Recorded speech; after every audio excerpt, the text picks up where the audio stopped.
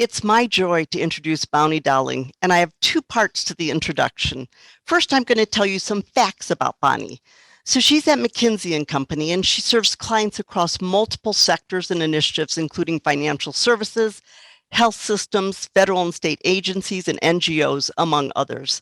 Her work has primarily been on operational efficiency and organizational transformation, and she has deep expertise in end-to-end talent management with a particular focus on hybrid virtual operating models, employee engagement, capability building, leadership development, and labor optimization.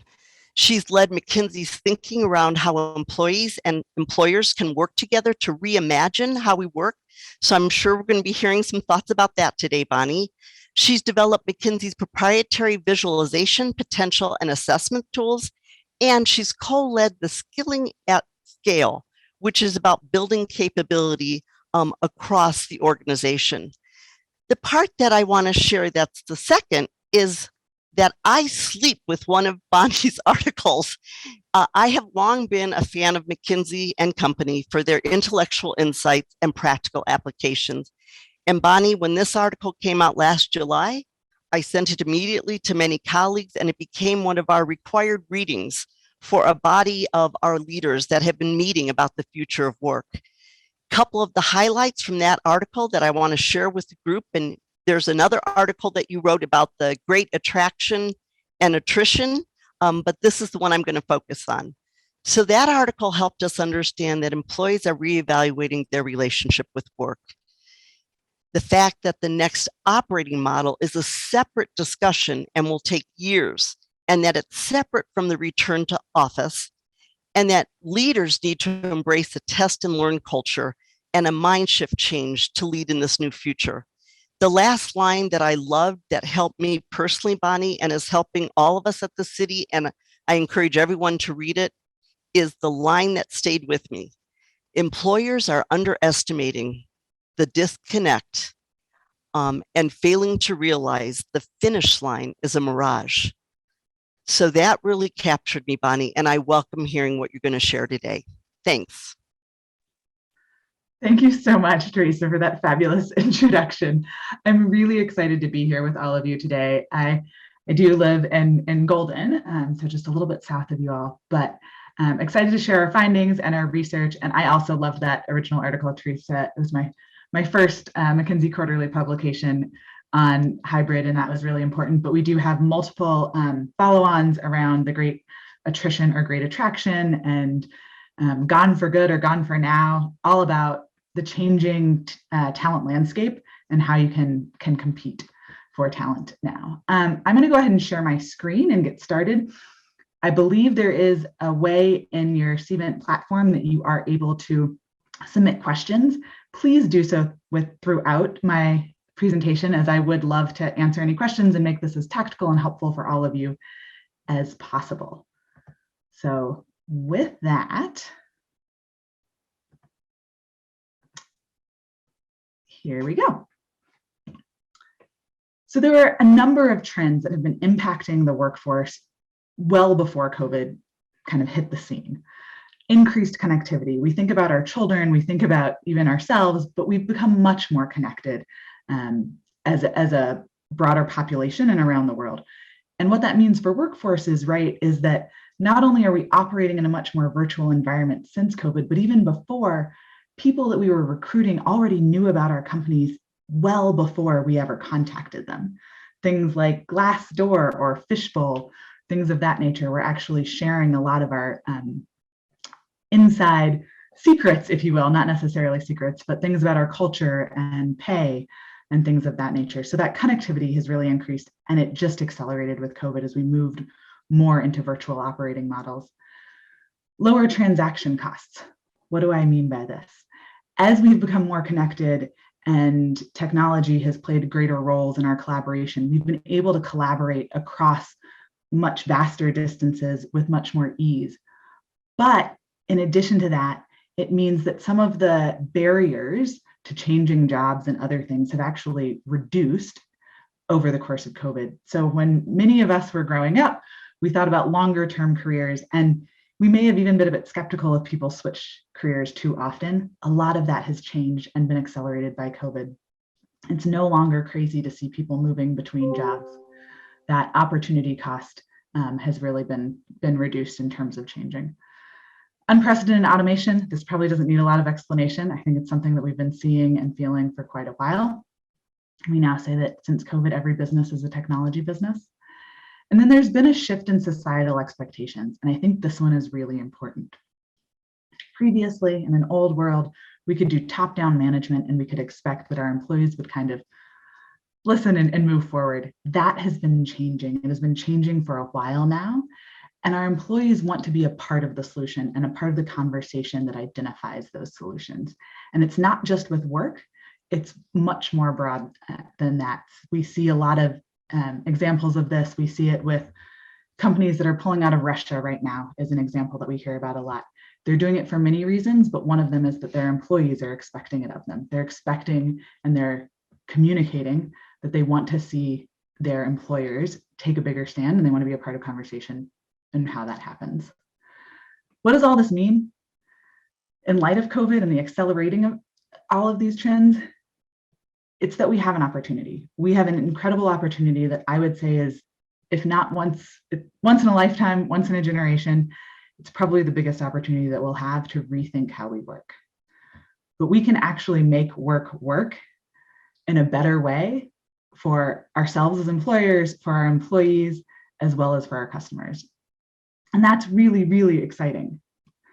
Unfortunately, we're also all really exhausted. So while we have this really great opportunity, everyone is burned out. 42% of women in our latest research were saying that they were often or almost always burned out. That's not an occasional thing. That is I am waking up tired and I am going to bed tired. I am tired all of the time. And what does that do? What is the impact on that when it comes to work? It means I'm not as productive. It means I'm more likely to leave. It means that I'm not ready to lean in and get excited about things and lead new change. It means I really want to take a nap. And the same was true for 35% of the men as well. So how is that manifesting itself? I think you've all seen the headlines. Employees are quitting their jobs at a record pace. It seems that we continue to increase. The last stats that we had were we had over 4 million quit. I believe that was in January. And it continues to move that way. That's voluntary attrition. What you see on this graph is the job openings, the quits, which is the voluntary attrition. Those are people who are leaving of their own accord, as well as involuntary attrition, the layoffs and discharges. These are the people that we as employers are releasing.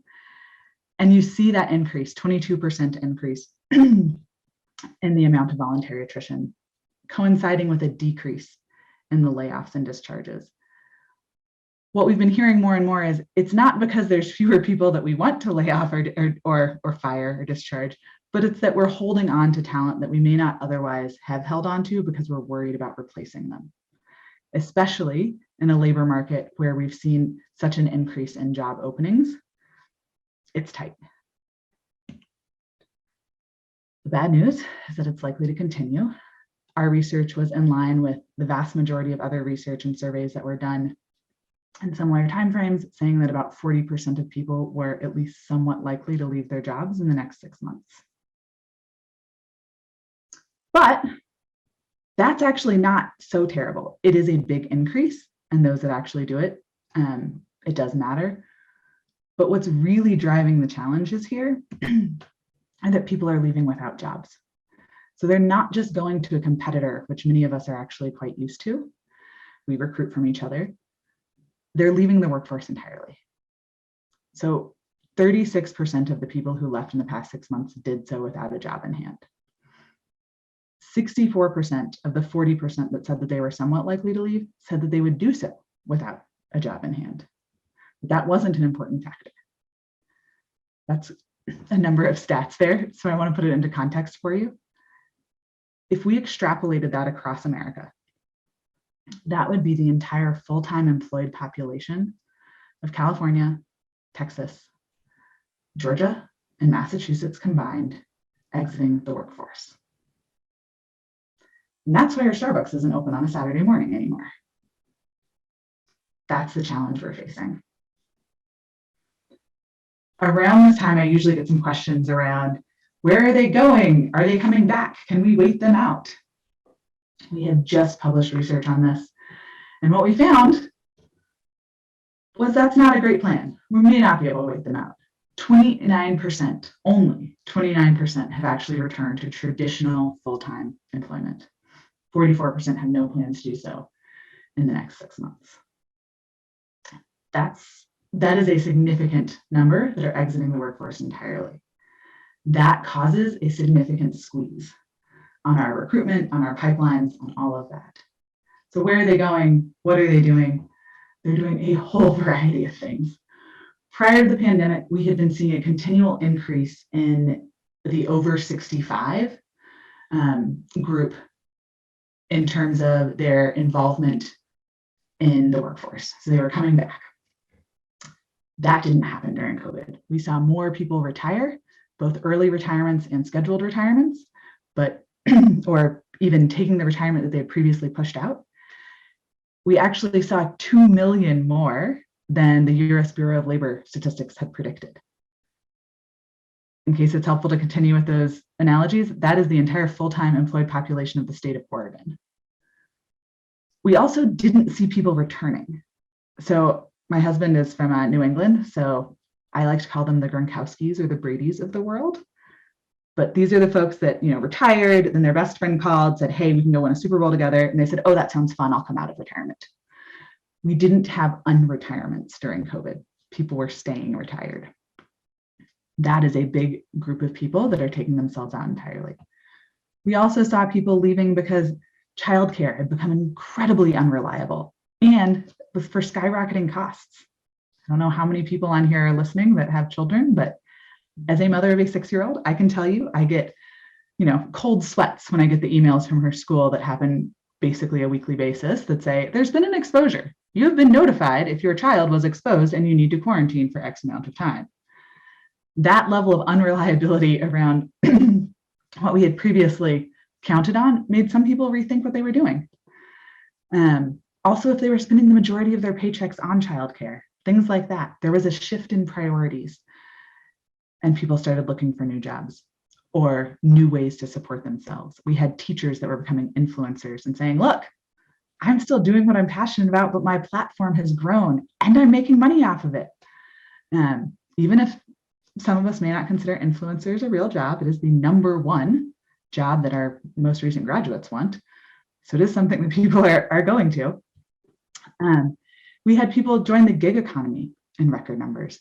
We also had record numbers of small business applicants. That's wonderful and incredibly exciting. It also continues to take people out of the traditional full-time employed market. So again, that's where you start to see that labor squeeze. Any questions? I know, Yvonne, you are monitoring them. I just want to make sure that I'm not missing anything as I go. No, there aren't any questions yet. Great, I will keep going then. So what are we going to do? Well, we can't solve a problem that we don't understand. And I think this was the biggest thing that we found in our research, which was that there's been a mindset shift and employers have not necessarily kept up. When we asked employees why they left their jobs, why they quit, you'll see on this chart in white, in the very top, what they said were the most important factors, the real drivers behind their decisions. And then in the middle section, you'll see what they said was important, not quite as important as the top. When we asked employers why people were leaving, you'll see what they said was most important and what they thought was at least somewhat important. You'll already start to see that difference, but we can highlight that. And in dark blue, we have what employees are saying, hey, these things are way more important than you think they are, employers. In light blue, you have what employees are saying, it's important, but it's not as important as you think it is. And then gray is where we have a balance. What I'd love to highlight here is that what employees are saying is it's the relational pieces. It's feeling valued by my manager and my organization. It's feeling like I have a sense of belonging. And what employers are saying is it's the same reasons that it was in 2015. It's the same reasons as it's always been. They're not getting paid enough. They want a better job. It's a poor health thing. That's a fundamental disconnect between transactional answers or drivers and relational. I will share an article that has all of this laid out so that you'll have this chart in case it's at all helpful.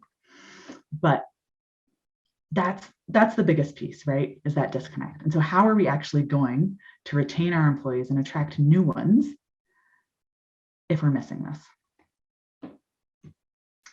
We have to start by listening. If we're not listening to our employees, then we're going to do the wrong things, or we're going to do less effective things. And how are we listening to them? Especially in a virtual environment. Many people are used to the traditional methods of, hey, well, I ran into people in the water cooler, I saw people in the lunchroom, this is what I'm hearing. That's how many executives kept a pulse on their organizations previously. We have to now think about how are we doing pulse surveys, pulse checks? How are we doing skip level calling? So not just calling the people that report into me, but the people that report into them. Are we just picking up the phone and calling people? How are we checking in? Are we making time for that to understand what's important to our employees? Once we do that, we'll find out things like flexibility, incredibly critical, potentially the most critical thing. And we have to anchor in it. And I think this gets a little bit to what the article Teresa was looking at, which was around hybrid virtual. But I want to also flag that we've gotten a little bit lazy when it comes to how we think about flexibility in the virtual world. We're using the location of work as a proxy for flexibility. That's only one component. We need to think about when we work, and we need to think about how we work.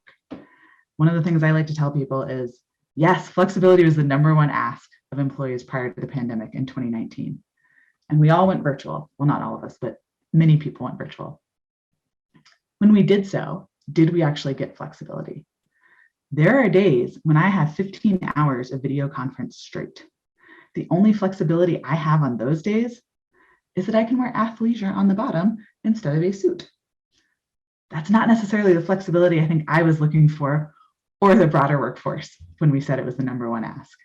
So let's think about when we're working. How are we thinking about core collaboration hours versus the autonomy to decide when and how you're getting your work done, as well as how we're working? How are we teaming with others? How are we thinking about things like that? And then on the hybrid and on that location piece, how are we thinking about purposeful presence? I started getting into this research around the attrition because as I was having conversations with companies and clients all over the world around hybrid virtual, I was hearing more and more, well, we've made our announcement. We're going to be 3 days a week in the office, 2 days a week work from home, but it can't be Monday and Friday. What is that telling people? It's saying we don't trust you not to take a 4-day vacation. Is that the message that we want to be conveying to a workforce that in many cases increased their productivity over the past 2 years? And we're also not telling them why. We're giving them a sort of fuzzy reason of, well, we think it's important.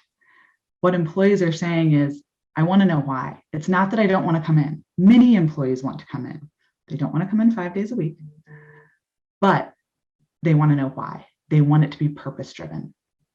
So how are we actually thinking about what are the activities that we're doing that actually truly benefit from being in person? And there are plenty.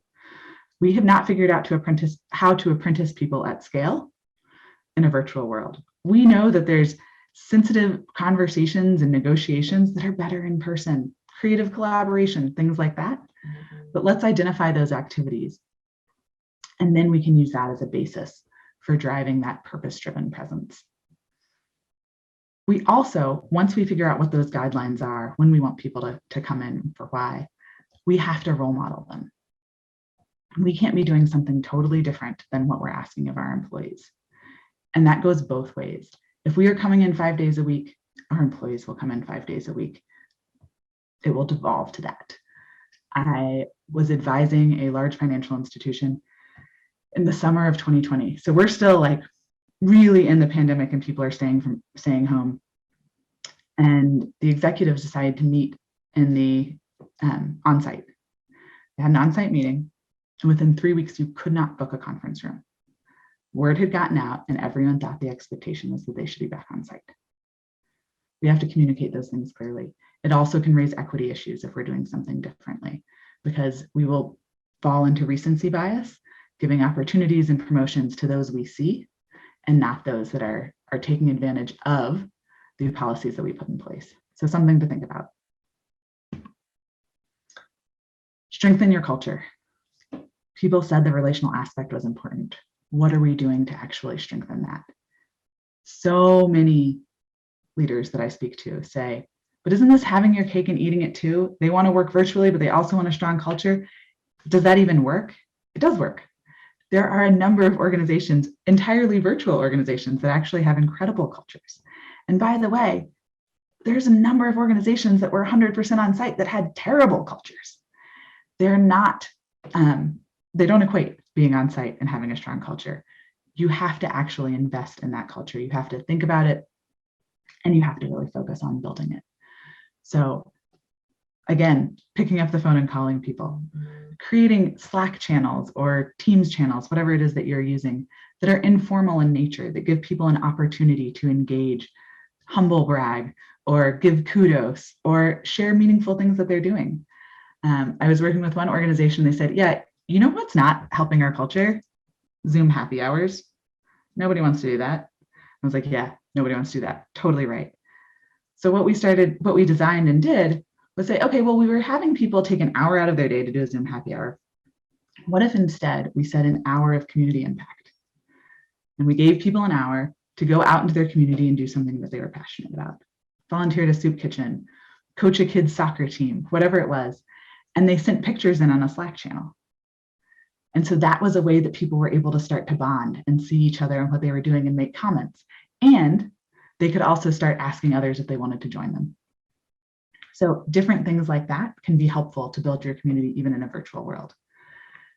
I also like to flag that one of my very best friends at the firm, so close that she spent Christmas to New Year's at my house with her husband and 3 children. We had never met till she got off the plane on the day after Christmas. You can build really strong relationships, but you have to be deliberate about them. It's not as easy necessarily as it was when you could just, see people, but it's not impossible either. You just have to invest in it. Valuing your employees as whole people. This one is one of my favorite because I think that it's actually something that we can start doing right away. I talked about flexibility and how we need to think about how we work and all of that. We also looked at that chart that said, where is this disconnect? One place that it wasn't, one place that employees and employers were aligned as being the most important was work-life balance. If we know that, and we're thinking about, okay, so we've got to change some of the ways that we work to be more efficient, to try to give some of that back. What can we do in the meantime? Because that's going to take us a while. That's not something we're going to do overnight. We can start to change our benefits. We can use our benefits as a lever by aligning them with our employee priorities. I was speaking with an executive team and they said, we actually did a benefits analysis and we found that we've always done a gym subsidy, but that it's really our young men that are using the gym subsidy. Nobody else really is taking advantage of that benefit. We were wondering what you thought about doing a house cleaning subsidy. And I was like, you can hire me, I'm available. A house cleaning subsidy? That's amazing. What does that do? It gives me more work-life balance without actually changing the work that I'm doing. Because it turns out I don't like scrubbing toilets. Most people don't. So if you can actually start to give me back some of my time that was never the employer's anyway, but it's something that then allows me to find more balance, that's something you can do with your benefits. It's something that shows me also that you value who I am broadly and my time outside of work. And recognizing who people are inside and outside of work. I have not had a great run of luck when it comes to 2022 in the car situation. Given that we're all from Colorado, it's probably known that we've had an increase in car thefts. So our car was stolen, and that was in January. And also turns out insurance is not like super forgiving on that front. They give you 5 days to have a rental in which you have to buy a car. In today's market, that is not really a reasonable amount of of time. It's very difficult. We went to like 7 dealerships and they didn't even have cars. And my husband happens to be 6'10", so he doesn't even fit in all of the cars. So this is a huge stress going on while I was working and had everything else going on, right? A senior partner, so someone who's very senior at the firm, called me one morning very early and said, Bonnie, I've been thinking about your stolen car situation. I was like, what? Like, I didn't even know you knew that our car was stolen. I've been thinking about it, and here are 5 different cars that I think your husband will fit into that you should consider. It took him 5 minutes. I hate buying cars. I didn't know what car to even start to look at. We were having no luck. It was very stressful. And here's the senior partner who was thinking about who I was outside of work, the challenges I was facing, the stress that I had, and took 5 minutes out of his day to call me, tell me 5 cars that I should look at. And we ended up buying one of those cars. And it massively streamlined everything that we were doing, which was really helpful. And it also showed that he cared about me outside of work. So thinking about those little things and doing those with your employees are also really important. And then finally, ensure that people have the skills and the resources to lead in this new environment. I can't emphasize enough how important this is. We switched to virtual operating models practically overnight. That doesn't mean that we built the skills in our employees and our managers to lead in virtual or hybrid models. We certainly didn't do it overnight. Our managers need to do things like share and be vulnerable if they want their employees to do it back. They need to understand, how are they measuring productivity? How are they thinking about it from an impact standpoint as opposed to activity driven? So many people have depended on what I like to call butts and seats as the measure of productivity. It wasn't a good measure then, and it's an impossible measure now.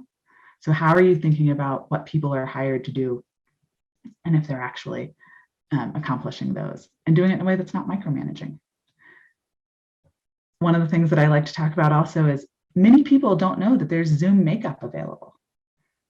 In the same way that many people don't know how to use Miro or Mural, which are really popular collaboration tools, or how to even run surveys on Zoom.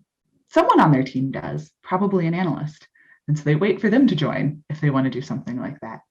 We need to build the technical skills as well as the leadership skills. We were raised in in-person environments. It is a fundamental shift in how you lead in a hybrid or a virtual world. If we don't build those skills, there will be a trickle-down impact that will affect our frontline workers as well, and they'll leave. So those are some things to start thinking about and doing. I am happy to take some questions now, if folks have them.